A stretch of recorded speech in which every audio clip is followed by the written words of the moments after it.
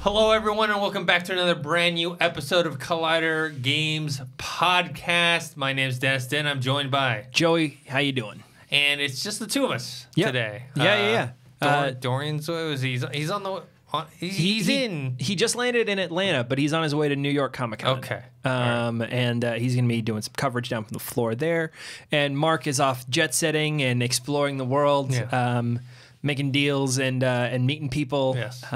So yeah, it's just the two of us. You know, like you were saying, we've been playing some games and enjoying some fun stuff. Yeah. What have you been playing lately? I have been playing Forza Horizon 4. And this is one of the things, like I like this as a racing game because it hits the right point for me. Like I appreciate a lot of racing games, but I don't have a setup that I can play any of the Codemasters games like F1 2018 or like MotoGP or anything like that, or I think it's Dirt or Rally. I can't remember which it is, but I've downloaded a couple of those and trying to play those on controller is just not for me. If it's going to be a simulator game, I need the wheel and pedals and the seat and everything. And Forza Horizon 4 kind of hits that almost like Burnout level of enjoyment for me. I mean, it's not as destructive as Burnout was, but it's got that same kind of balance between realism and not. And so yeah, like one of the things that I like about this, and you know, like the Crew 2 was something that I played earlier this year. And one of the things that I hated in it was the social media system. Like you're trying to gain followers, and like that's the thing that you're supposed to be doing. And Forza Horizon 4 has almost the same system, but I don't know why it just works in this one for me. It's kind of because the Horizon Festival is a big part of the draw of the story and like why everything works. And basically at the Horizon Festival, you only get to do things because people know who you are and because you're good at driving. So the more following you get, they don't lean on it as much. Crew 2 was very like, yo, here in the streets, bro, everyone needs to know your name, but also you're going to go race some speedboats over in Miami. But yeah, you got to be true to the streets. And Horizon is very much like, look, this is a festival of cars. Yeah. If you want to drive cars, this is where you should be. What do you want to drive? Okay, we can probably get you over there. They got to at least know who you are. And one of the cool things that Horizon has always had is instead of like putting in a player name, they have this preset list of nicknames and regular names that they have a couple of the lines voice recorded for. So like your in-car sat-nav will call you by one of those names, and they have regular names like Dennis or Joey. So, you know, I'm being referred to as Joey most of the game. You know, like not everyone does it. Like a lot of times people come up to you and be like, hey, you, I heard about you. You're the guy that Alex has been talking about, you know, like that kind of thing. But, you know, there's like 2 or 3 characters and like your in-game sat-nav talks to you and says your name and things like that. And it's just this extra level of immersion that's a tiny little detail. But I don't know. I love it. It puts a smile on my face. Yeah, and this is an Xbox One exclusive, right? Yes. Yeah. So I have a PS4 at home. I have 2 PS4s at home. Jeez. And I don't have an Xbox One. An Xbox One. So I've been playing it only here at the office. So I haven't gotten as far into it as I'd like to. But I don't know. It's a cool immersion for me, especially because, you know, like now that with the name, I try and like make the character look like me, and like eventually I want to try and find my car in the game so that I can drive around in that and just jump into like a photo mode and be like, see if I can recreate this. For people who don't know, you're actually into racing. Like you race your own car and you filmed a lot of races as well. Yeah, so I've done like track days with my car. It's if anyone cares, it's a Scion FRS 2013 with stage 2 clutch. Not much done to it. It's mostly stock. But yeah, no, I've been working as a camera operator for racing for a while. In fact, I'm going up later this year to Laguna Seca and Sonoma for SC SCCA runoffs and for Indy Lights and Pirelli World Challenge. And I think I'm going to be a pit camera operator for the first time this year. So that's going to be fun for like an 8-hour endurance race. Do you have to wear like diapers? I don't know what the braking system is going to be like for an 8-hour endurance race. I know that like when they've done it before, it's occasionally like, okay, camera 22, you go on a lock off, and we'll go like 21 to 23 and kind of skip that one, so you can take a break. But I don't know how they're going to do it for a pit camera. That's a good point. Maybe I should pack some diapers. Yeah. But you have been playing through some of the Telltale games, yeah? Yeah, I mean, unfortunately, we covered the unfortunate shutting down of Telltale games, and it kind of got me to start one of the most famous ones that I hadn't played, which is The Wolf Among Us. And it's one of those ones that everyone talks about, but I hadn't played it yet because I was playing, I'd played Game of Thrones, Back to the Future, some of the other ones, Walking Dead. And so I started playing it. It's fantastic. And it's a really good, and so I'm kind of sad and disappointed because I'm on the end of episode 4. There's only 5 episodes. Last chapter of episode 4. So I only got like just that little bit in one episode left, and that's it. What's your version of Bigby like? Is he, Oh, he's a dick. He's a dick. Yeah, he's a dick.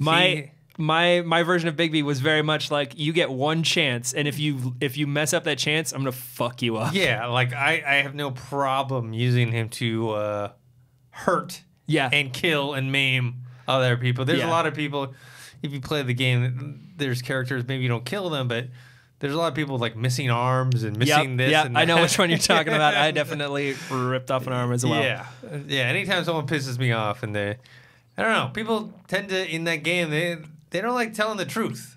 Everyone's really shifty. It's very noir, very like noir detective with this fantasy twist on it, and that's so much fun. I love it. I love the art style. I love the music.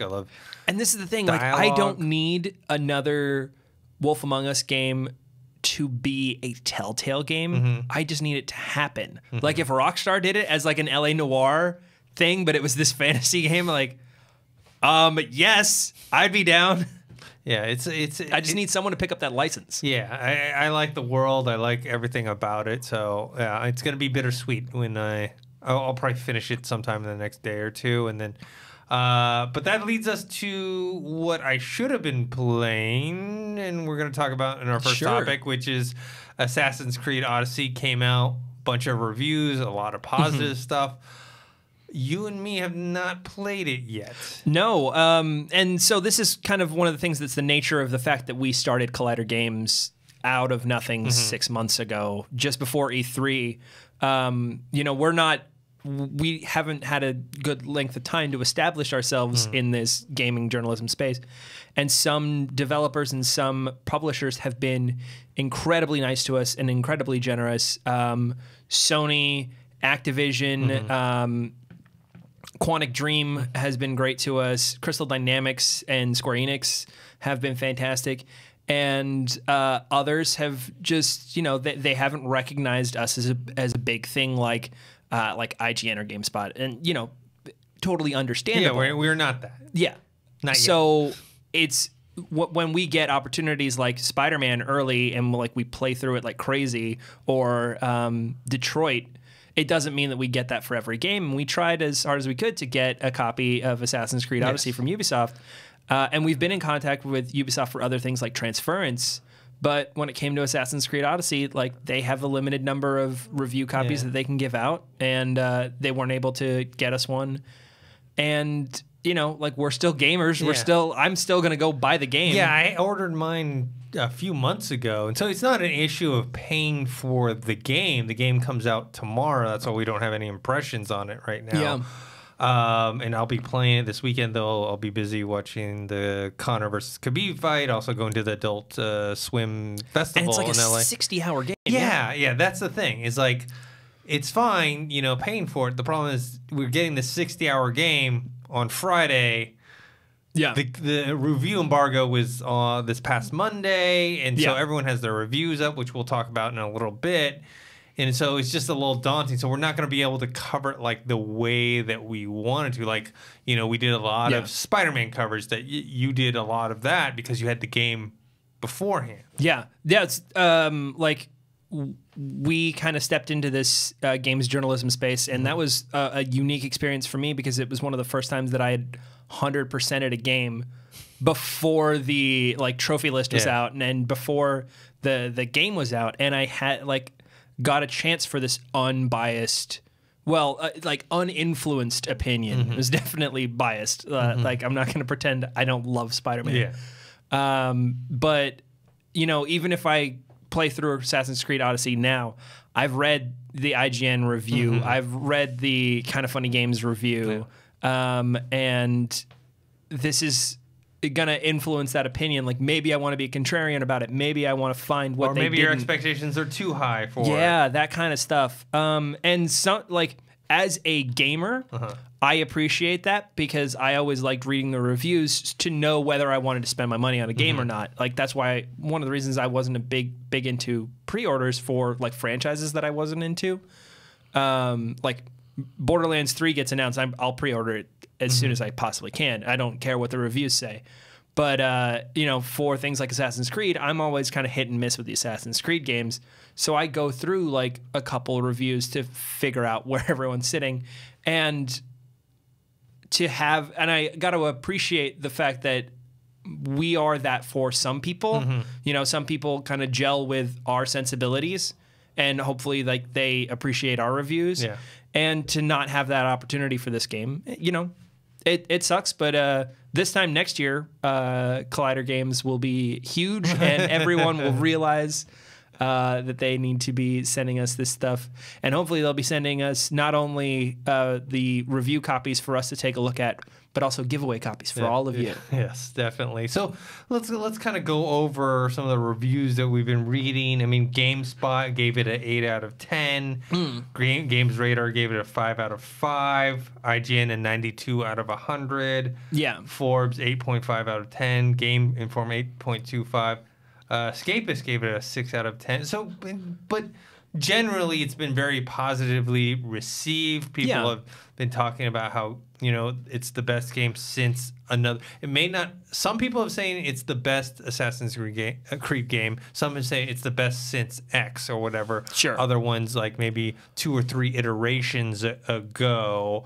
The general consensus is a very big immersive world. I think it's a very tough year for this game to come out. Because if you think about, if you said that you were going to get a game in 2018 that was a huge third-person game dealing with like ancient mythology, and it was going to be a third-person action game that came from a franchise that, you know, it was a departure from a franchise that you knew. It's God of War. Like, you're so similar. I get like you're not similar, but at the same time, like there's the same way that Spider-Man and Batman are we're getting compared, even though there's some drastic differences. Like you can't ignore a little bit of crossover. God of War and Assassin's Creed Odyssey, there's going to be a little bit of comparison, and it's tough year to be Assassin's Creed, I think. Yeah, it's one of my most anticipated games of the year, but I actually think that it's going to get compared a lot to Red Dead Redemption 2, which is coming out. Yeah, obviously the setting is not the same, but kind of the gameplay mechanics are similar in the sense of here you have like a character in a third-person perspective that can jump on a horse and traverse a big land and talk to characters and, you know, up your... And that's a very like broad perspective. Like we could say that about Witcher or Horizon Zero Dawn or, you know, anything like that as well. But yes, there are going to be comparisons for sure. And it's not like apples to apples of like, well, this game did this better kind of thing. It's more about like the subconscious comparison of like, well, if I wanted to do that and I want to play Red Dead Redemption, then I would just play Red Dead Redemption, you know, like that kind of thing. Yeah. So it's, but I mean, most of all, most people are really liking it. They're enjoying the combat system. They're enjoying the naval combat system. Yeah. They said it's improved since Black Flag. Yeah, there's just a lot of cool, and even some reviewers are talking about it is influenced by other games, like, because this is, even though it's an Assassin's Creed game, that it's more of a departure from the original, and that they're kind of getting influences by something like a Witcher 3 or a Mass Effect or Dragon Age. I've heard some really good things about the combat system, especially because Assassin's Creed has had this habit of having this kind of like wait and see combat system. Like you're waiting for them to attack so that you can counter it or block it or whatever. And this one feels a little more active. You know, not unlike what we get from Spider-Man, where you're much more active in combat than it has been in like an Assassin's Creed or something like that. Yeah. And even Witcher to a certain extent, like you can play that pretty well by being passive in combat and just holding your blocking, getting ready to counter. Other people have mentioned that the romance system is kind of awkward and not really refined.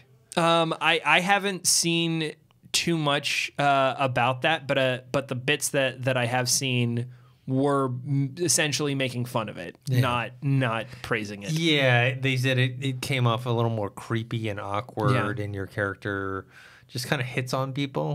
Like versus developing a relationship, like I think like with Mass Effect. And when they first revealed it, like that was the vibe I got, and I don't think that they, Yeah.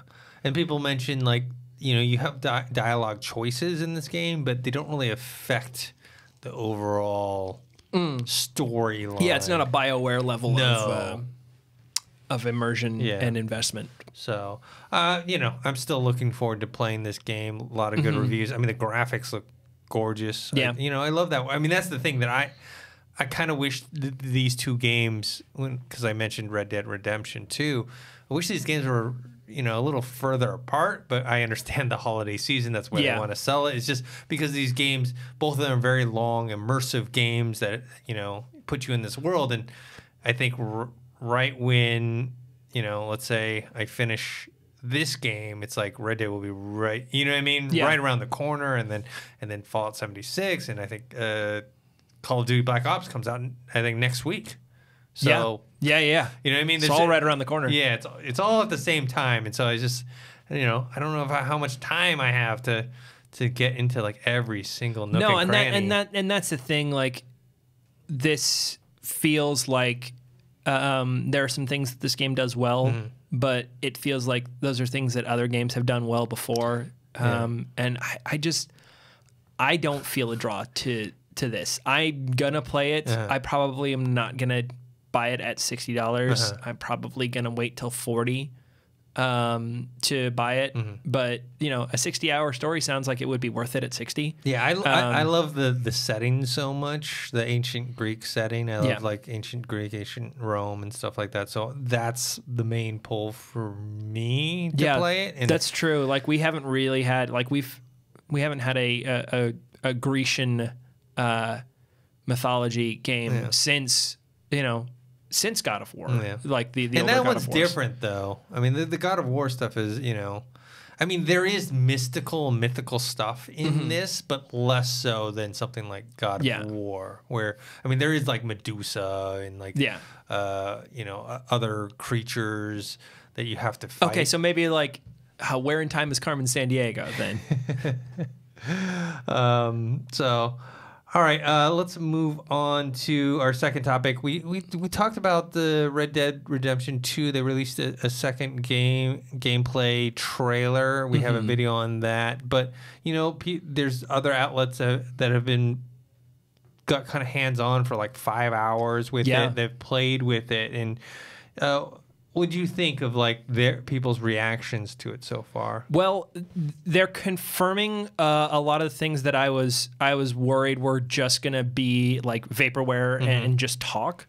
So that excites me. Like one of the things, this world is gonna be bigger.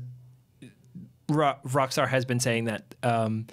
And one of the things that fans have been inferring and really like talking to developers, you get the idea of is that this game was going to be deeper. This game was going to be more like there's more attention to detail. There's more subtlety to it.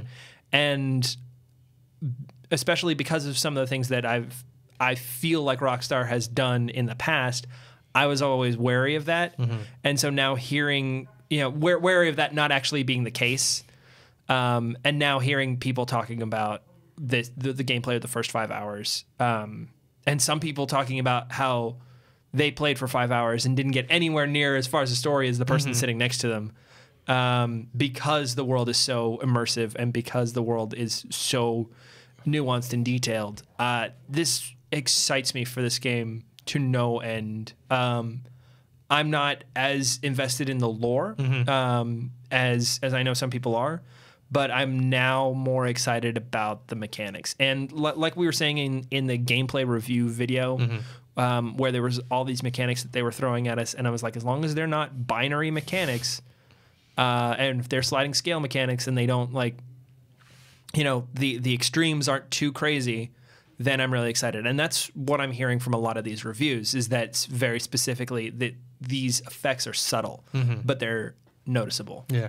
My biggest takeaway from people's hands-on 5-hour gameplay is that my biggest concern, and I mentioned this before, was about the side quests and the NPCs and how the last game, a lot of it felt, kind of forced, right? Like just like you kind of like get on something and it kind of feels more like Rails, and there isn't any engagement. It's like, here, do this quest, and like as soon as you're done, you don't even like really complete it, and they're like, here, you did it. It was more like a check off box, right? Like, go do this, check. Where people are talking about this, like, no, now they've elevated the side quest / NPC stuff to where the main storyline, because I remember in the first game really liked the main story, but the side stuff were a bit lacking. They're saying no, they've put in the time and the thought into these more, so it feels more organic, like you're coming across something or you're being in this world and living in it, versus like, here's a mission, complete this mission, now here's your next mission. Like they're making it feel more of the world. It feels to me like the way they're doing the narrative of this, the actual like main story narrative, might not be as standout as it is in other games. It seems like it might be similar to a Bethesda kind of game in where the main story feels just as important as some of the side quests and things like that, especially with the way that you build your camp, the way you build your relationship with the Vanderland gang, and this seems like a different approach,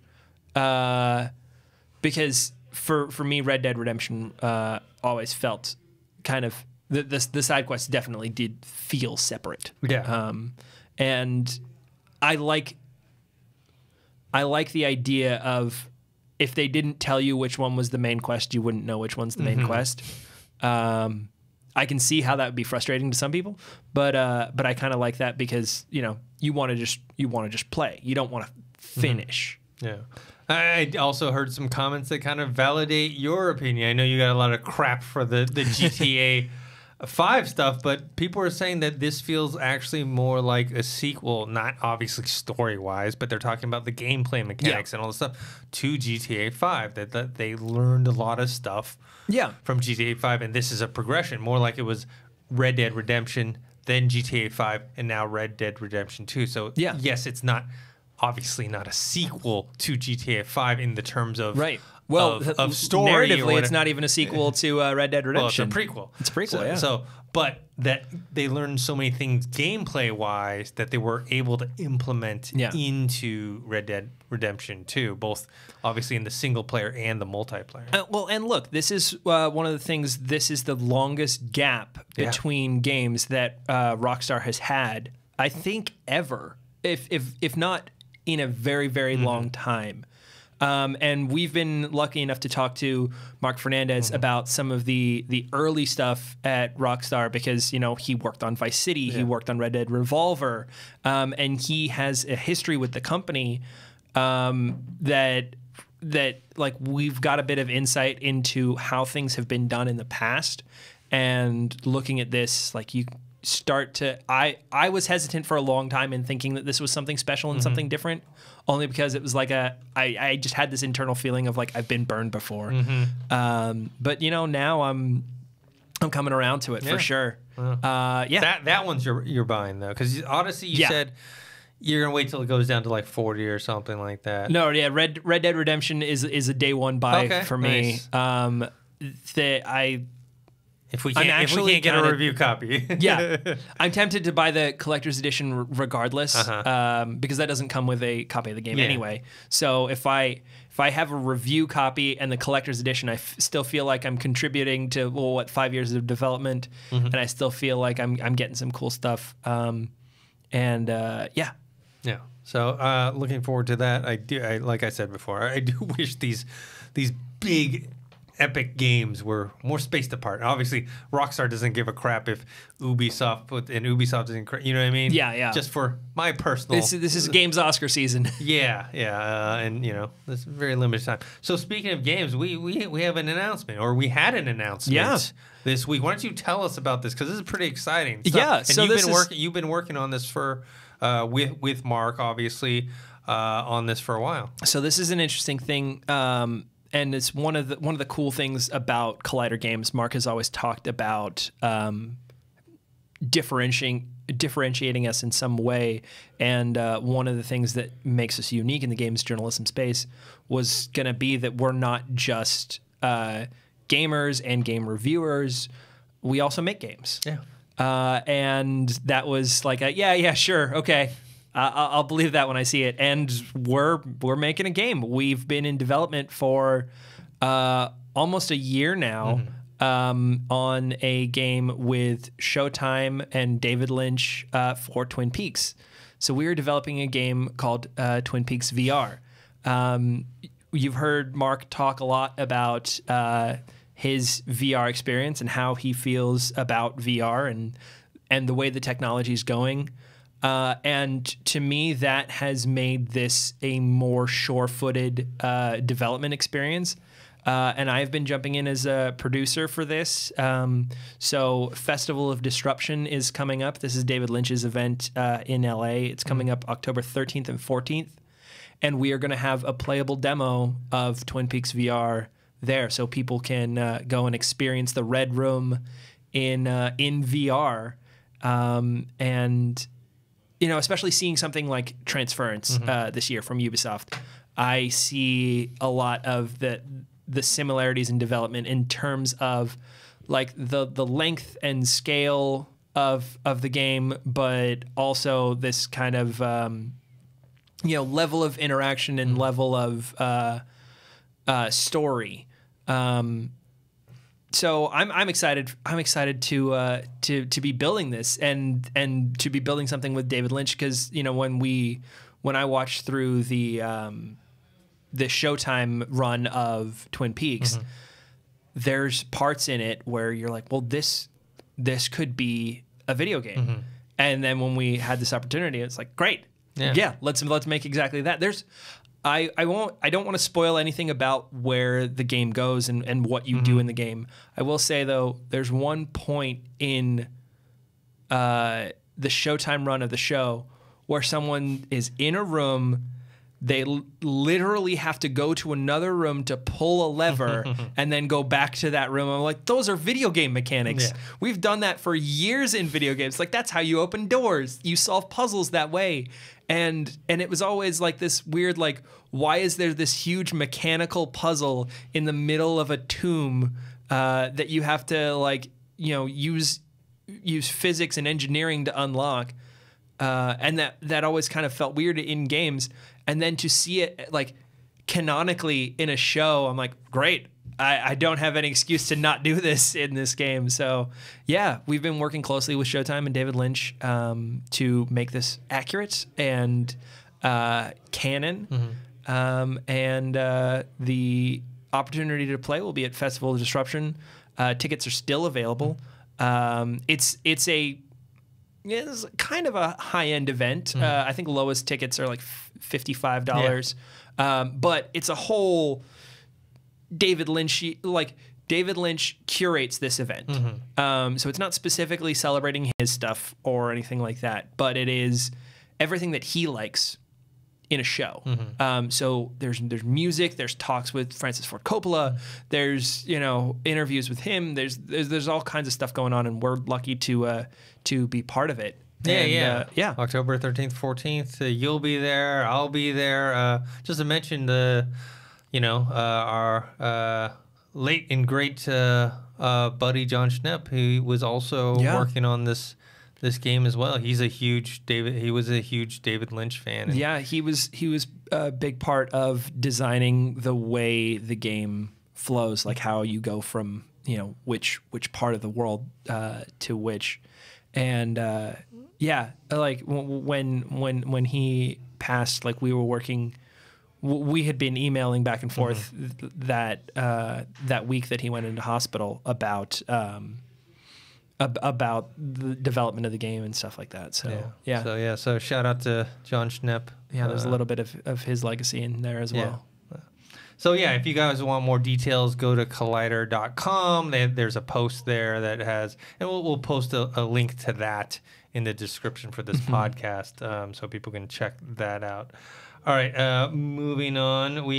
Another thing that was big this week that we also did a video on, but if you didn't, have the time to check that out on our YouTube channel, or you only listen to our podcast, is the Harry Potter RPG.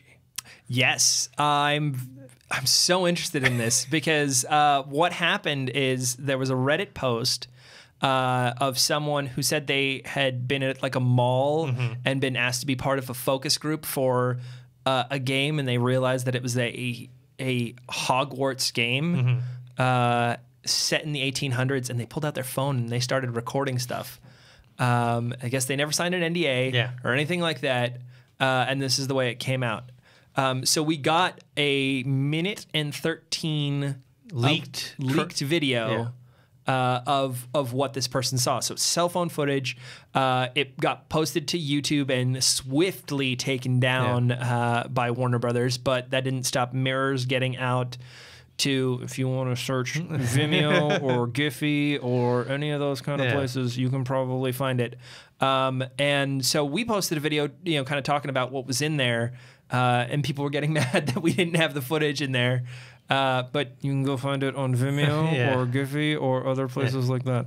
And, we definitely didn't want to put the footage in there because of... It would have got taken down real quick. Big fans of Warner Brothers. Thank you for everything that you do for us. But seriously, go to like Vimeo or Giphy and you can find the... Yeah. But it's one of those things where I was talking about, like, I like Harry Potter, but, not like a huge... I didn't read the books, and like... I'm not one of those people that went to Universal Studios when the Hogwarts area opened up and whatnot. But this game is very interesting to me because it's a third-person RPG, and it looks like something I would be really into. Yeah. This has so the speculation at first was like, well, this is going to be Rocksteady developing this, which is a safe bet. I get, because they already have a licensed game with Warner Brothers in the Batman franchise, and they are a UK developer. But then some eagle-eyed people pointed out that this is potentially going to be an Avalanche project, because about a year ago they were looking for a developer that was, I believe the term was, ingrained in British culture. And if you were making a modern day game set in the UK, you could very easily research what modern day Britain is like. But if you're making a game set in the 1800s, you need people that know that. So no, they were looking for someone who knew also the way they would be talking and speaking as well. So who knows? I'm very interested in this game. It's up my alley. This is the type of games I like. The kind of open world RPG slash action adventure, you know, where there's role playing. I mean, I don't want to go too deep in RPG stuff, you know, but when people said Avalanche, I was like looking back and forth between that footage and like Just Cause footage to see if I could see similarities in the way the engine works and things like that. There's a little bit of similarity in like some of the modeling, but it's so hard to tell. It's Unreal Engine for sure, and second stuff is done in Unreal. Like you could make anything. It's not like, you know, an engine that we'd recognize unique pieces of. There's a bit that I see in there that kind of reminds me of Fable in the way, especially especially the goblin fights and things like that that showed up. Kind of remind, like, maybe it's just because they're goblins, but it reminds me of fighting hobs and things like that. But the way the slow motion mechanic worked. And the way you have, you know, your aiming reticles that pop up over the shoulder from the third person. Yeah, I see a lot of Fable in there, and I miss the Fable franchise. I'd love that to come back, and if it's coming back in the form of a Harry Potter game, then you know, that's interesting to me for sure. The thing that I keep stumbling on and having to correct myself is that it's not a Harry Potter game. Yeah. It is not going to be a Harry Potter game because it's set in the 1800s. This is way before Harry Potter is even part of the wizarding world. And, you know, we have the Fantastic Beasts series, which is not about Harry Potter, and it's not called Harry Potter. Yeah. It's not even called like a Hogwarts thing. It's got its own name. It's got its own title. You brought up the fact in the video that those movies aren't doing as well as the Harry Potter ones did, so maybe that's, you know, part of the naming. Yeah. But I hope they do not call this a Harry Potter game just for the attention grab of the name. Who knows? They might stick that. Hogwarts is just as big of a name, right? Maybe they might call it something and then put the little colon like Potter Universe or something. You know what I'm saying? Yeah. Like attach some sort of thing to let people know that this is in that world. I mean, obviously Hogwarts is something that would draw people in as well. It is definitely set in Hogwarts. Yes. It's set because we see a bit of the Forbidden Forest, we see a bit of Hogsmeade, we see some creature in the forest that I don't recognize, but I'm sure I'm going to pull out my old copy of like the Monster Book of Monsters and find it. No, it wasn't the Monster Book of Monsters. Which one did they do? They published a bunch of like versions of the textbooks. They did Quidditch Through the Ages, and they did. Is it the Monster Book of? I'll have to go check. Yeah. I've got a copy of it somewhere. Yeah. And you know, like you see like a herbology class, you see a potions class, you see combat. Yeah. And like relatively brutal combat for Harry Potter. Yeah. But then you think about like books 6 and 7, and that's all about, you know, waging war. I mean, this looks much more for not an old audience, but an older audience. Because if you look at the history of Harry Potter games so far, you have the Lego movies, you have a bunch of augmented reality, I think Quidditch game. There's not. They also did. Someone brought this up in the comments of our video, and I don't know why it wasn't on that list that we were looking at. But I think they're right. They did do gamified versions of every movie, like they used to. You know, the same way we got Spider-Man 2, the same way we got, you know. You used to get gamified versions of every movie. Some of the Lord of the Rings, The Two Towers, one of the greatest movies turned into a game ever. Yeah, that used to be a big thing. That used to be the way they would do this kind of stuff. Yeah, but the development cycles are just so short, you know, for a game, and that's why. Oh, I'm not saying those Harry Potter games were good. Yeah. I'm saying they happened. Yes, yeah. Yeah. So yeah, I looking forward to it. Maybe we'll hear more later when WB decides to officially announce it. And yes, I'm assuming it won't come out until the end of next year. I do not want this to be an MMO. That's it doesn't look like one. It looks like a straight up, you know, RPG, action RPG, where it's like you pick one of your classes. Because I didn't see any type of MMO, you know, gameplay in there, right? You didn't see like. I mean, it's tough to tell on the cell phone footage. I think some of the overlays and things like that felt a little MMO-y, but the slow motion in the point where you hit one of the goblins. Anything that's not real time kind of tells me that it's not going to be an MMO because you can't slow down for everyone. Yes, exactly. But there are some games that have been able to do stuff like that. It's just, it's a weird one. Yeah, like Max Payne multiplayer was always a weird thing to be happening.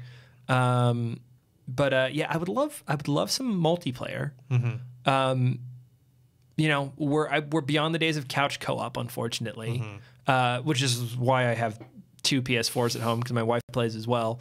So I would love some multiplayer. I think that would be cool. And you know, they said there's 8 different versions of wizards that you can be. So I'm imagining 4 houses, and then I really hope it's not just like male and female. I hope it's like some other differentiator, because that should not be a different type of wizard. I really hope like one of the things that I think is really cool about the thing that the Harry Potter franchise has done to the world is that like your Hogwarts house is the new version of your horoscope. Now, like people ask like, hey, what are you? I was like, oh, I'm a Slytherin. Like, oh, okay. All right. I see now. Like, oh, you're a Hufflepuff? Okay, great. You know, like that kind of thing. So I think that people dive into this kind of stuff, and if they capitalize on some of the stuff that makes you unique, and maybe it's not a choice, maybe like exactly what your wand is made of, and you know, like exactly what your Patronus is, and stuff like that. And if there are decisions that affect those kind of things or stuff like that, I think that could be really interesting, because that's one of the things that like the Pottermore website has capitalized on. By the way, if you haven't gone and tested into like what house you are on Pottermore, go do it. It's fun. Go figure out what your Patronus is. Go figure out what your wand is, because it's like the Facebook quizzes that always went around, like you know, like which flavor of ice cream am I? And if they gamify that kind of stuff and put it into the RPG, I think that I think that's tons of fun. Yeah, so we'll keep our eye out for that. Next story, interesting. It's a video game related story. The Witcher author, he wants $16 million from CD Projekt Red. This is the author that created the book series. He's a Polish guy, Andrzej Sabakowski.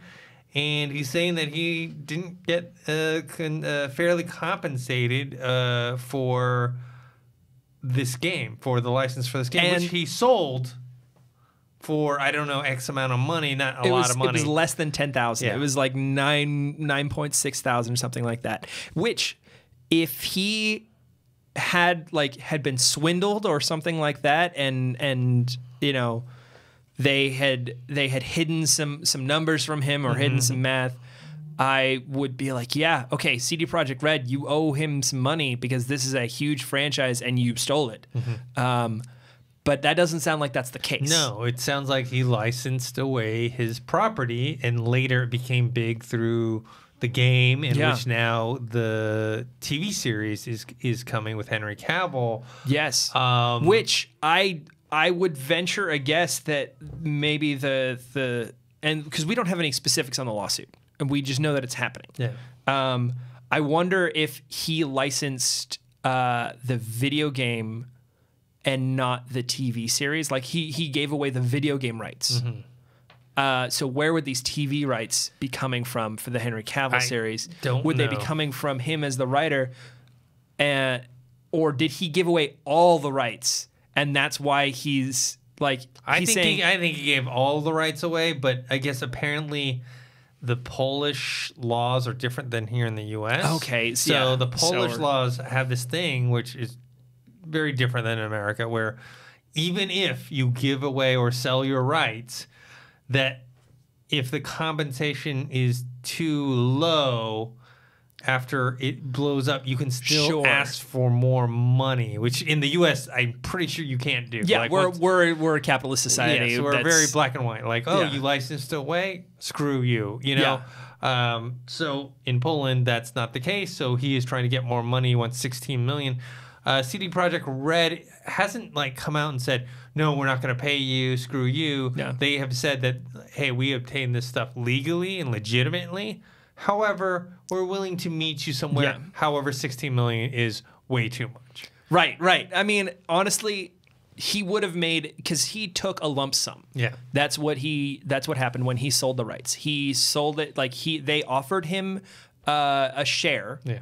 And he said, no, video games are never going to make any money. I'm paraphrasing here. But like, this is the gist of it. He said, video games aren't going to make any money. I want the lump sum. Give me like, whatever it was, $9.5 grand or something like that for the rights to make your little video game. And people have seen that that image of what CD Projekt Red's booth looked like at E3 2005, I think it is, where they essentially had a cubicle with a computer and a little like printout. And if you saw that company come up to you and say, hey, I really like your book, I want to make it into a video game, I'll give you a share. I see why he took he's like well, of money. do I want no money or some money? Exactly. And that like, but at the same time, you done fucked up. Yeah. Unless, of course, he completely knew that this law in Poland was in place and is like, well, if they ever succeed, then I'll be able to, jump on it. But it seems like a late time for that to be happening. Yeah, I would have thought at the launch of Witcher 3 or something like that. Maybe it's been in the works, and maybe this TV series is. I don't know how the TV series licensing has gone. I don't know if it's through. Yeah. CD Projekt Red, or that's if the it's through him, because it's based on the books, not the video game. Yeah, and it would be weird that he'd be coming after CD Projekt Red now because of the TV series, because weirdly CD Projekt Red has nothing to do with the TV series. If that's based off of the book, maybe it was literally within the negotiations of making the TV show, some lawyer came up to him and said, you could sue them, right?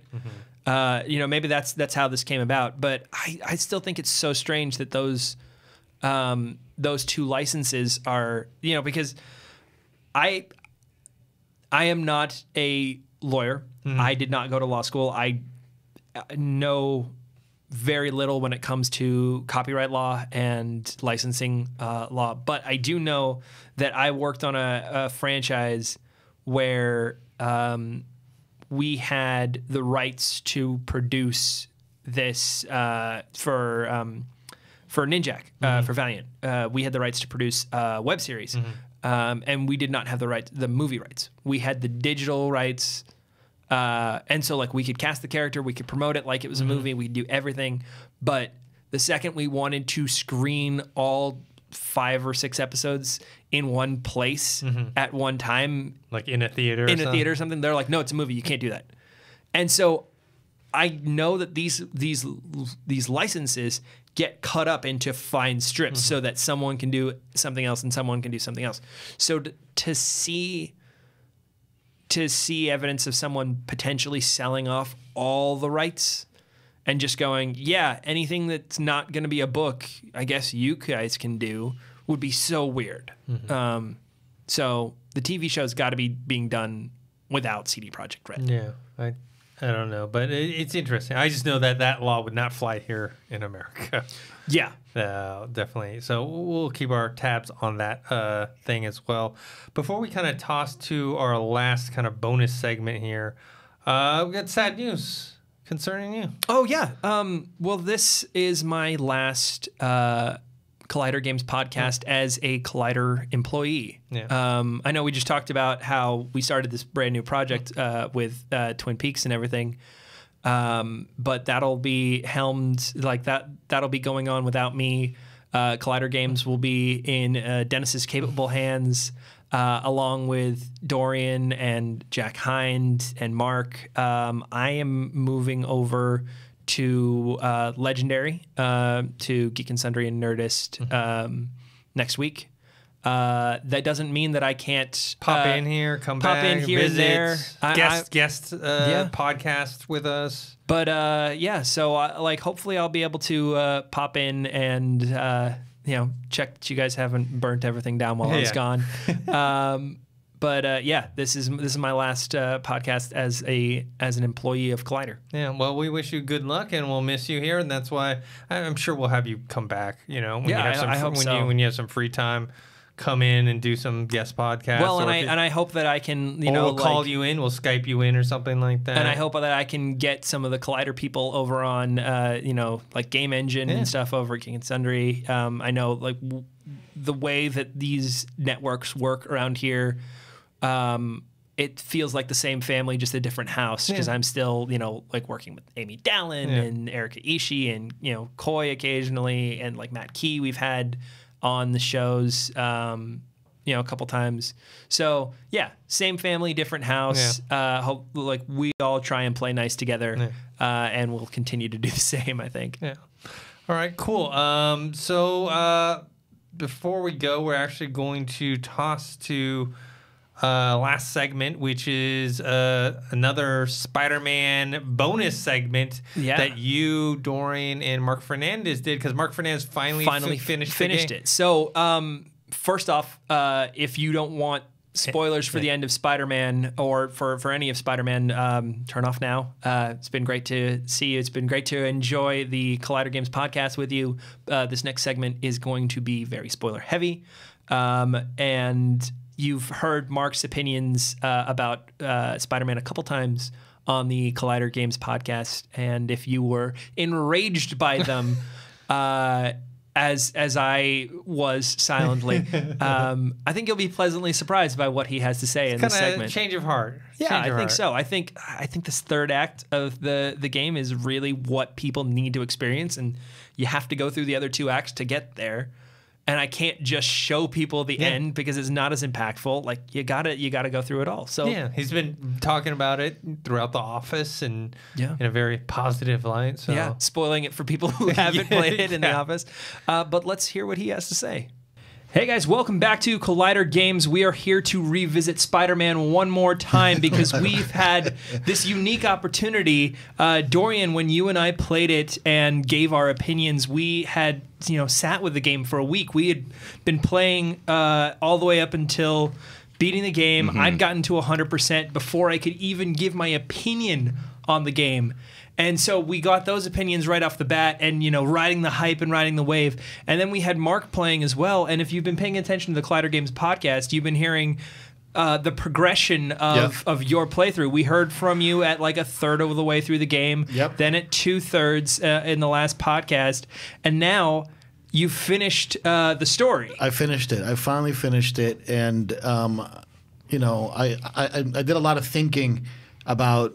You're right, because when I first played the game, the first thing that I saw was, oh, okay, here we go. Here's B. Knox's Amazing Spider-Man in terms of gameplay, right? Right. And then I was like, oh, I've seen this before because I've played all the Arkham games, right? But then as you keep playing the game, you really start to appreciate the incredible undertaking that is the story of this game. Yeah. Yeah. Right? And because I kept telling you, I was like, just give it a little bit longer. Just get to that third act. Once you get to the third act, once the story really starts to hit, I was like, I think that's when it will really capture you. So is that what you're saying? Yeah. So I think, and you're right, because you always kept mentioning around the office, have you gotten to the jail yet? Have you gotten to the, by the way, just to do the Joey, Razul here, this is. So spoiler filled. Yeah. This is full on spoiler filled because. Yeah. This is really about the story. I think that's where this game really, really shines. Right. And you kept saying, wait for the jail, wait for the jail, wait for the jail. And you're right. Like once the jail stuff happens and you unleash, you let loose the rest of the Sinister Six, is really when the fireworks start flying in terms of a story, in terms of Aunt May, and when the dragon's breath gets released, and you're out there trying to find the cure of it now, and you start seeing that, how it all ties in to Norman Osborn's story, how it all ties in to Harry Osborn's story, which to me was like, there was the two things I really, really loved about the story, and it's number one, how they represented Doc Ock. Yeah. I got to be honest with you. This is my favorite Doc Ock I've ever seen. Yeah, and Damn. this is one that like means more to Parker. You know, like we've seen this kind of relationship with this Sam Raimi Green Goblin one to a certain extent, that like pseudo mentor kind of thing that Willem Dafoe did, and we get that applied to And Doc also Ock. Spider-Man 2, right, with Doc Ock, but it We wasn't get really the best of both Sam Raimi But yeah, but it wasn't really established with none of the third. like the way that it is here, and also that beautiful tying in gameplay to storytelling, where you are in fact the one that made it possible for Doc Ock to have the neurological interface to be able to interact with the arms. It was you who made that possible. And even though it was a very, one of those like little BioShock style little puzzle games, the fact that you did it does make you feel responsible for it a little bit, and it makes that final fight with you and Doc Ock all the more, I think, satisfying when it ends. Yeah. And also, I got to be honest with you, I got to 68% on Amazing, okay? I must have fought, and I sent both of you guys text messages. I must have tried that final fight with Doc Ock like 20 times. Damn. It was tough, man. For me, I mean, look, I'm not, I'm getting old, I guess, man, but like, on Amazing, it was tough. It was tough because you know how in most of the in the fights, like if you get past a phase, it'll restart you at the phase. Yeah. This one, if you fail on a phase, it sends you all the way back to the beginning. Okay. All the way back to the Interesting. beginning. Did you guys not have trouble with that last fight? Am I the only one? And I don't think. No, I didn't really have that many issues with it. Just because I was more about I could tell it was like kind of like pattern, like what I needed to How do much in had order you to been dodge. boosting the suit? So like that's the biggest thing, because if you don't have that recovery, if you don't have the ability to like recover health quicker, then that's a tough one for sure. So I had the Doc Ock suit. I was using the Doc Ock suit power, which is the one that lets you do it again. Yes, the resupply. The resupply once, right? It lets you resupply once and then it builds up. But I didn't have any of the suit mods. I still haven't gotten one suit mod. I played the whole game without a suit mod. Okay. Yeah, that might be where it's hurting you, because I don't remember which one specifically. I know I had one that was boosting the ability to do health regen for that fight, but I had 3 suit mods on as soon as I had the 3 that I liked. And like, what difficulty did you guys play at? I played on the middle, so is Amazing. You played Amazing. Is Amazing the one we played on Twitch? Yes. Okay, no, I played the one below that. Yeah, so you played friendly. Yeah. Okay. I played friendly as well, because we were. This is that makes sense. So you were on Amazing. We were powering through it. Yeah. I was on Amazing. Man, it was like, I texted you guys. First of all, it was like midnight or something. I texted both of you guys. I texted Jeremy Johns. I was like, Jeremy, like, you gotta how the hell do I do this? And he said the same thing you guys just said, like, rinse, repeat. You just gotta rinse, repeat, rinse, repeat, rinse, repeat. And eventually, yes, like that's what you do. But it's like when you're flying around him and he's like, you know how there's like 2 phases to the fight. Like, there's stuff at the bottom and then he climbs up the tower. Yeah. And then he sets the whole platform on fire. Yeah. And then if you touch the platform, you die. That's it. Yeah, you got to stay in the air. That's the big Spider-Man thing is... You got to stay in the air. You got to stay in the air. You got to stay in the air. And it's like, I'm playing on I think 110-inch screen. Oh, shit. Brag about it. All right. No, I know. It's not an actual screen. It's a projector. Okay, I get you. Yeah. So it's a projector. It's not an actual screen. But still, it's still a 110-inch image. And, man, there's only so much you can do with us. Starting to get a little nauseous. But, man, that finale. And, like, look, the 2 boss fights.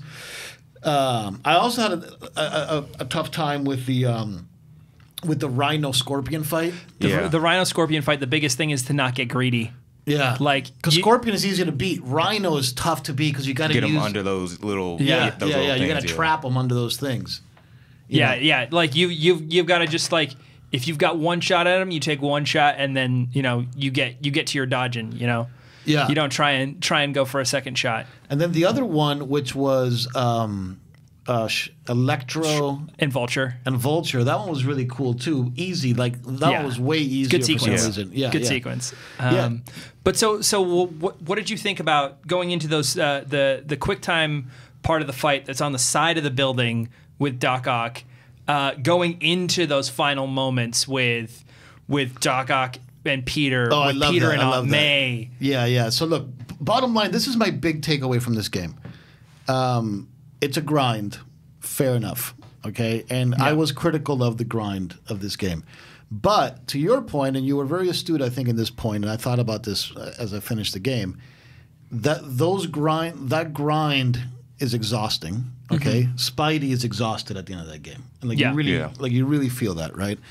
But the narrative exposition makes everything come full circle in such a really creative way, and in such a well done way, that when the game is over, you instantaneously miss it.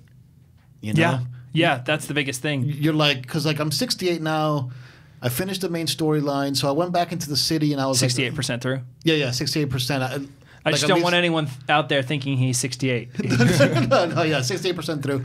And then I went back out into the city to try to finish some of the side missions. Yeah. And like, I missed having Yuri call me on the phone. I missed having MJ calling me on the phone. I missed hearing from Miles. I missed hearing from Aunt May. Like, I missed those elements of the story that kept you grinding, you know? Yeah. It's not there anymore, right? It's more now it's true sandbox gameplay.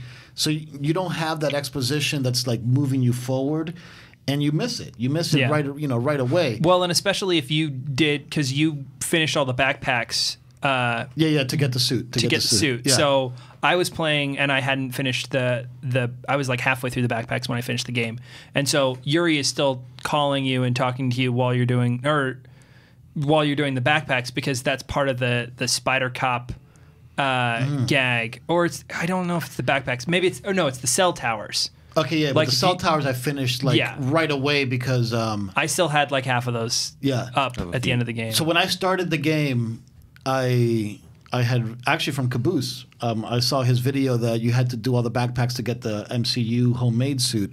So the first thing I did when I started the game was that I unlocked all the towers and got the homemade suit so that I could. So I pretty much went from like level 3 to level 10 in the homemade suit, because I'm kind of like a RPer, right? I like to RP a little bit. Yeah, you were talking about that, and you switched over to the right. So once I got to level 10, I switched over to the homecoming suit, and then towards the end of the game, I started after the jail. Actually, I started because I think that's around the time you unlock the MCU Iron Man suit or the Iron Spider suit. Yeah. And I started using that, and I was using that until the very end when you use the Doc Ock suit. I like this. Yeah, the Tom Holland progression. Through the game. I like that. Spider-Man: Homecoming is probably, like we've talked about, it's probably my favorite MCU movie. Like, I absolutely love that movie. What did you think about their decision to kill Aunt May at the end? Did you see that coming over? I thought that was powerful.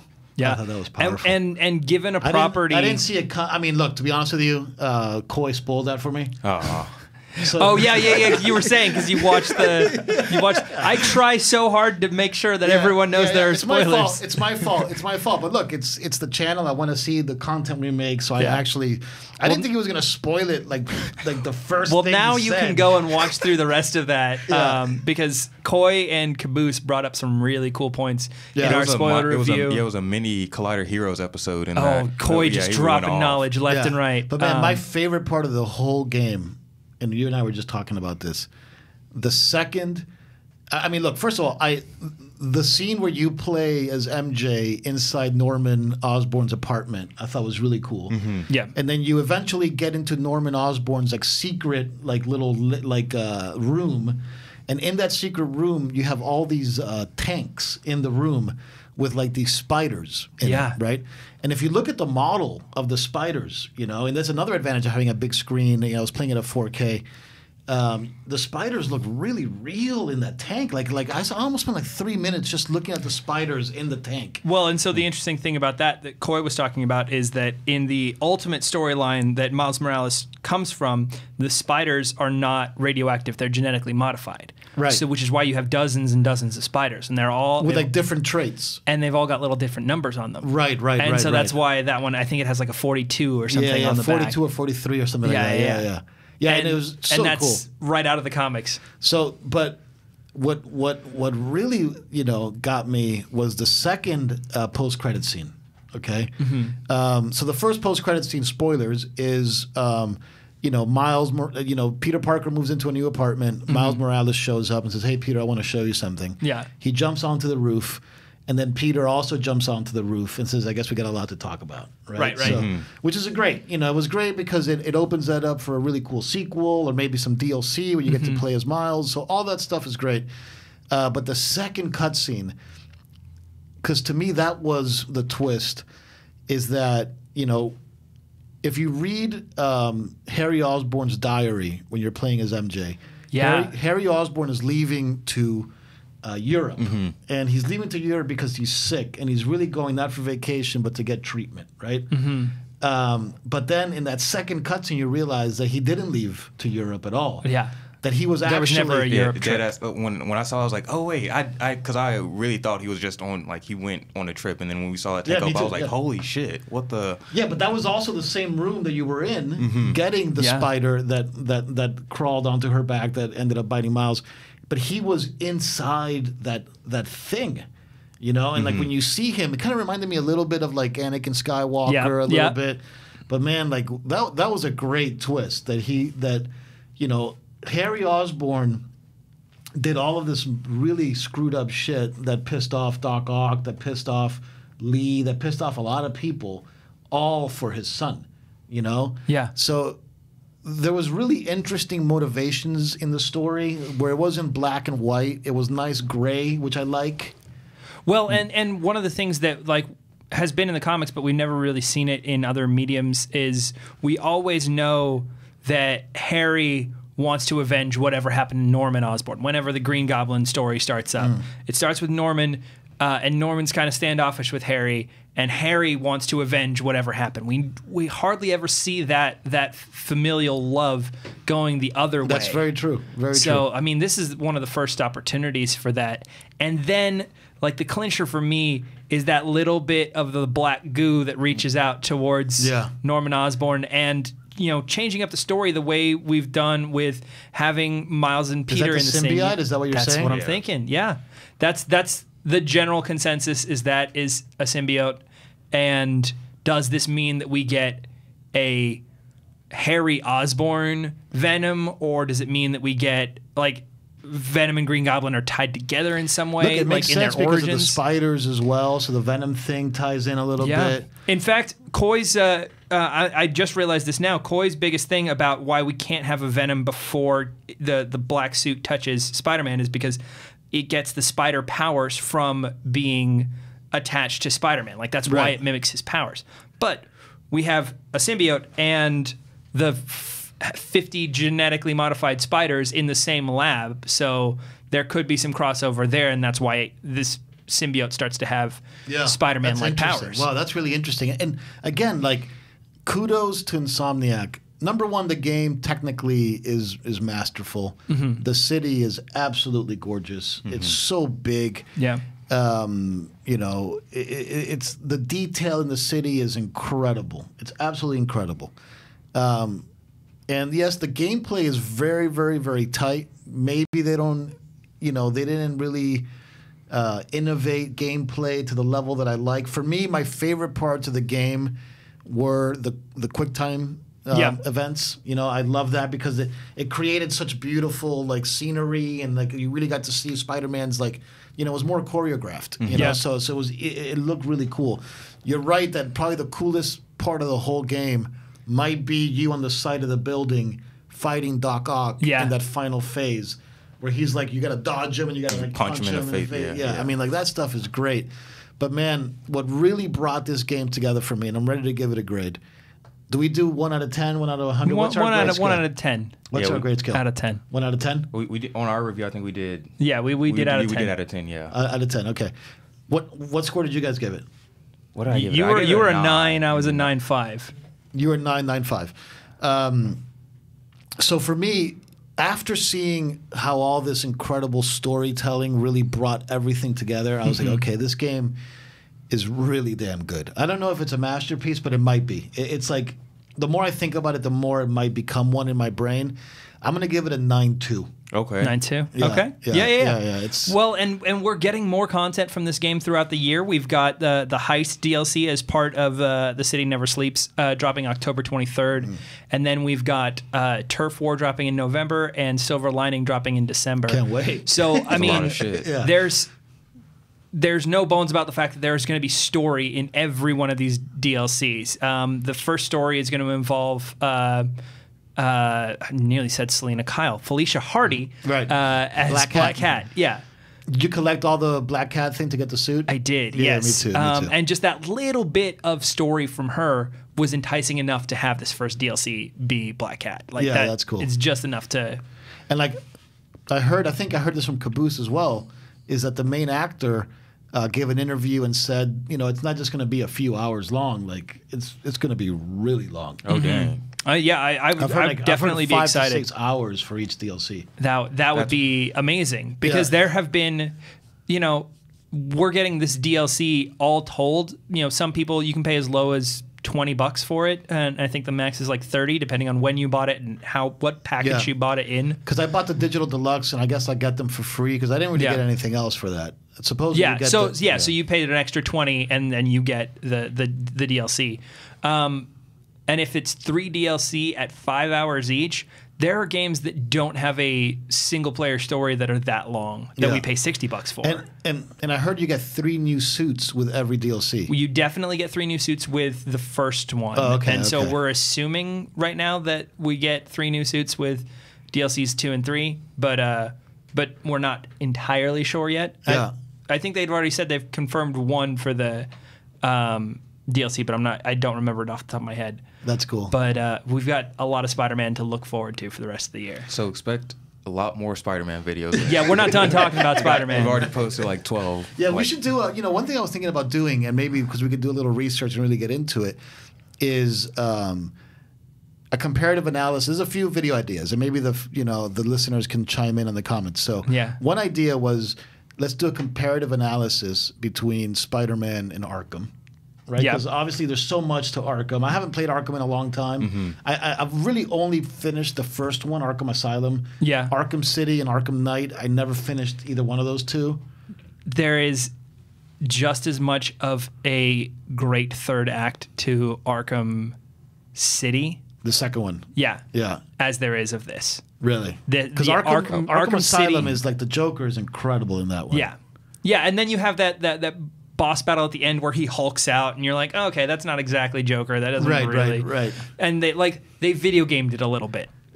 And then with Arkham City, you're dealing with a Joker that's dealing with the after effects of that, like with having that serum in him, and he's like, I might have accidentally killed myself here. Right. So he's sick and dealing with that.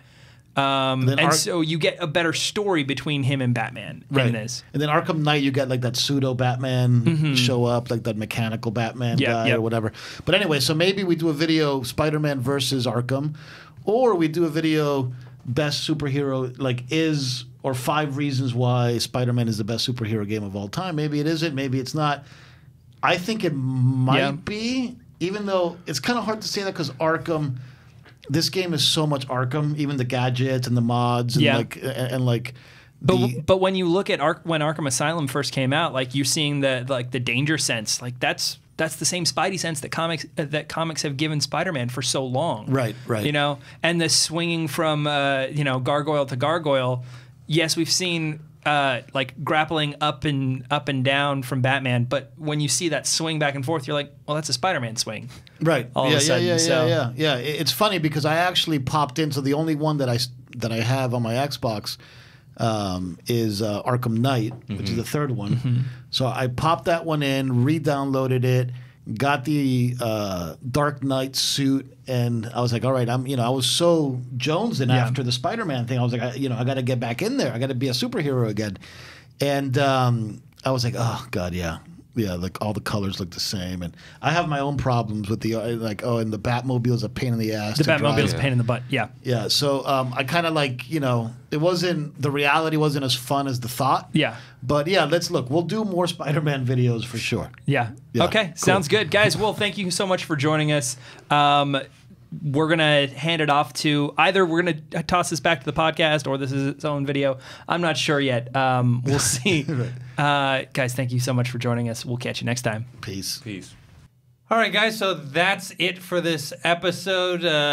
Thanks for joining us. Joey, where can people find you and keep in contact with you while you're not here, but you'll still be here in spirit? You can find me on Twitter and Instagram, Joey Rassool, RASSOOL. And you guys can find me on Twitter at ThinkHero, Instagram, Dennis.tzng.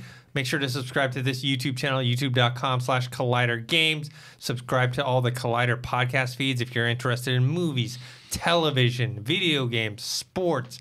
We cover a lot of stuff. Just search us in your podcast app. Look up Collider, and we got a bunch of cool stuff on there. And so until next time, we'll see you.